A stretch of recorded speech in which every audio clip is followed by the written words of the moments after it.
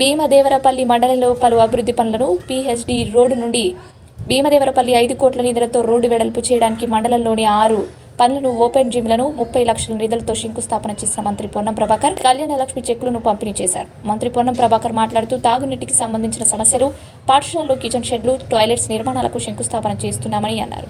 ముఖ్యమంత్రి రేవంత్ రెడ్డి గారు వచ్చే విద్యా సంవత్సరంలోపు పాఠశాలలో అన్ని సమస్యలు ఉన్నా పూర్తి చేయాలని ఆదేశించారు.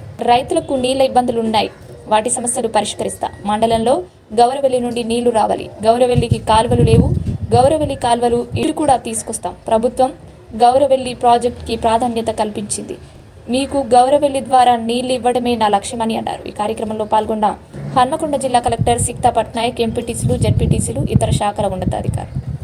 ఎండాకాలంలో తాగునీటి సమస్య ఉండొద్దని వాస్తవంగా సెప్టెంబర్, అక్టోబర్ నెలలల్లో పడాల్సినంత వర్షాలు లేదా అప్పుడు జరిగేటువంటి నీటి రెయిన్ఫాల్ పర్సెంటేజ్ సరైన విధంగా పడకపోవడం వల్ల గ్రౌండ్ వాటర్ తగ్గడం కానీ ప్రాజెక్టులలో నీళ్ళ నిల్వ తక్కువ అవడం వల్ల రాష్ట్ర వ్యాప్తంగా నీటికి సంబంధించిన కొరత ఉంది. సరే, రాజకీయాలు మనం మాట్లాడేది కాదు, కానీ 3 నెలల్లోనే కాంగ్రెస్ పార్టీ కరువు తెచ్చిందన్నా తప్పే, గత ప్రభుత్వం కరువుతోటి మాకు అంటబెట్టిందన్నా తప్పే. ఎందుకంటే ప్రకృతి, ఎవరెవరు నిందించుకునేది కాదు. ఇలా నేను అందరినీ కోరుతాను, అన్ని రాజకీయ పార్టీలను, భీమదేవరపల్లిలో ఎక్కడ నీటి పరంగా ఏ సమస్య ఉన్నా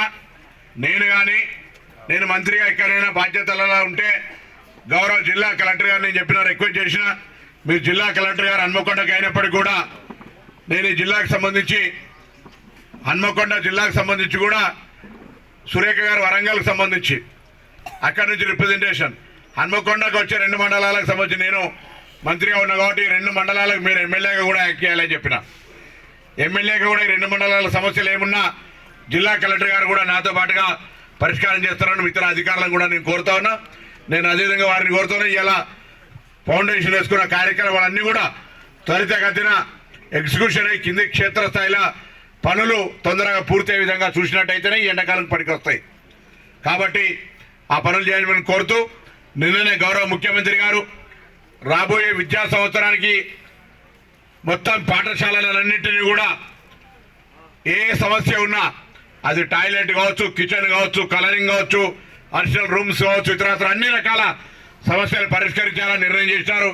దానికి అనుగుణంగా కూడా భీమదేవరపల్లి మండలంలో ఉన్నటువంటి ఎంఈఓ గారిని కావచ్చు, లేదా హెడ్ మాస్టర్లను కావచ్చు, మొత్తంగా నియోజకవర్గంలో ఉన్న వాళ్ళందరినీ కూడా ఈ సందర్భంగా కోరుతా ఉన్నా. మేము ఈ పాఠశాలలు ఎక్కినటువంటి తల్లిదండ్రులందరూ కూడా